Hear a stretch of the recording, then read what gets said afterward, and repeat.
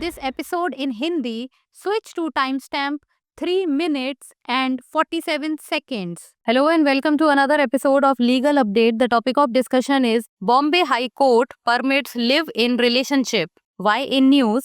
Recently, in the ABC versus State of Maharashtra case, the Bombay High Court permitted a Hindu girl to continue her live-in relationship with a Muslim boy, citing that love recognizes no barriers and upheld her right to choice as an adult. Background of the case: the petitioners, a 20-year-old Muslim boy and a Hindu adult girl, faced opposition from the girl's family and right-wing groups. The boy, aged 20, was not of marriageable age, leading the couple to opt for a live-in relationship resembling a nature of marriage until he attains the requisite age. The woman was placed in the Shashtriya Stri Bhishikari Khikar Kendra, a government women's center in Chembur, Mumbai. The petitioner filed a writ of habeas corpus to set her at liberty and sought protection for them. The woman expressed her clear intention not to return to her family and instead live with the petitioner, exercising her autonomy as an adult.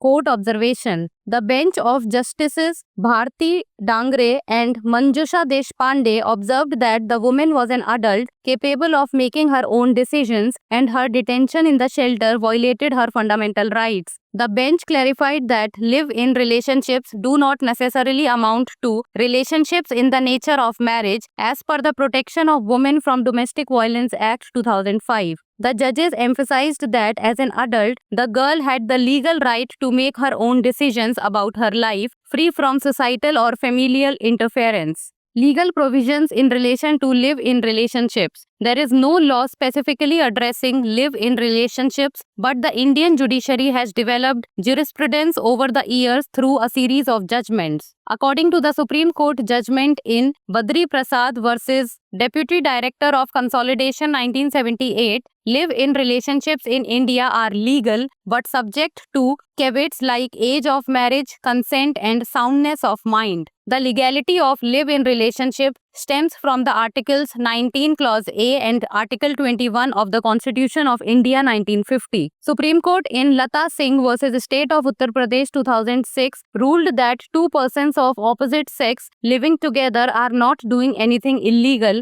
whereas in Velusamy versus D. Patchaimal 2010, the Supreme Court laid down criteria for live-in relationships to be legal. Case laws. Indra Sharma versus V.K.V. Sharma 2013, the Supreme Court ruled that the woman partner in a live-in relationship is protected under the Protection of Women from Domestic Violence Act 2005. Kattukandi Idathil Krishnan and others versus Kattukandi Idathil Walson and others 2022, the Supreme Court ruled that children born to partners in live-in relationships can be considered legitimate. Such children are eligible to be part of family succession. Now it's time for the practice question. Which article of the Indian Constitution provide the legal basis for live-in relationships? Article 14 and Article 15, Article 19 Clause A and Article 21, Article 32 and Article 226, or Article 25 and Article 26. Send us the answer in the comment section. That's all for today. Thank you so much for watching. Legal Update Hindi. Bombay high court ने live in relationship को दी अनुमति। चर्चा में क्यों?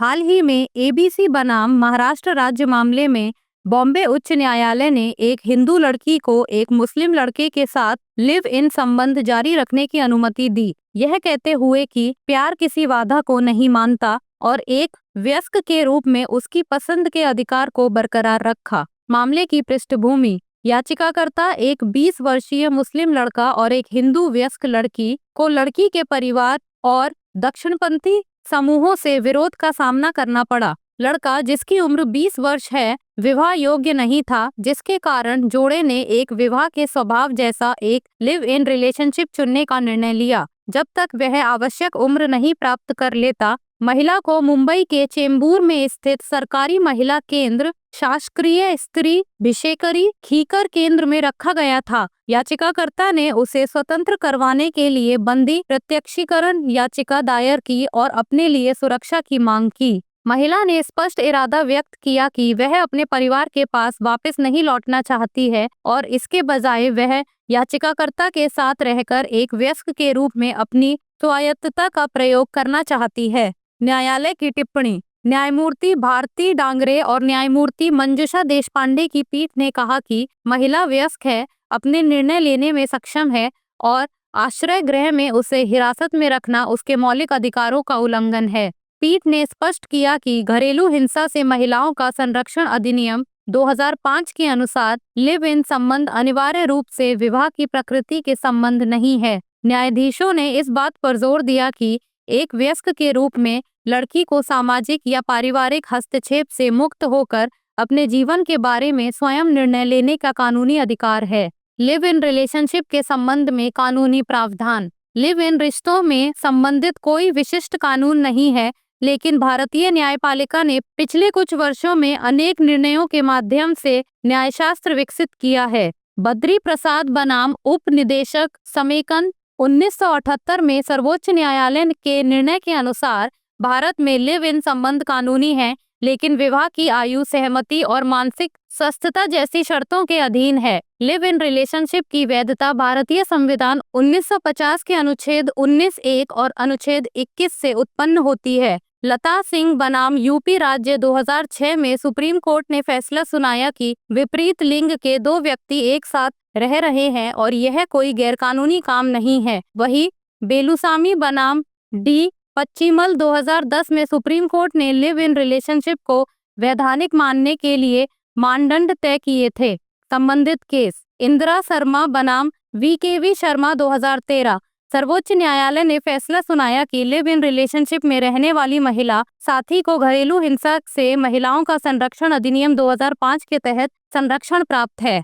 कट्टकंडी एडथिल कृष्णन और अन्य बनाम कट्टकंडी एडथिल वल्सन और अन्य 2022। सुप्रीम कोर्ट ने फैसला सुनाया कि लिव इन रिलेशनशिप में रहने वाले पार्टनर से पैदा हुए बच्चे वैध माने जा सकते हैं। ऐसे बच्चे पारिवारिक उत्तराधिकार का हिस्सा बनने के पात्र हैं। अब बारी है अभ्यास प्रश्न की। भारतीय संविधान के कौन से अनुच्छेद लिविंग रिलेशनशिप को कानूनी आधार प्रदान करते हैं? अनुच्छेद 14 और अनुच्छेद 15, अनुच्छेद 19(a) और अनुच्छेद 21, अनुच्छेद 32 और अनुच्छेद 226 या अनुच्छेद 25 और अनुच्छेद 26। आप इस प्रश्न का उत्तर कमेंट सेक्शन में दे सकते हैं। आज के लिए इतना ही, धन्यवाद।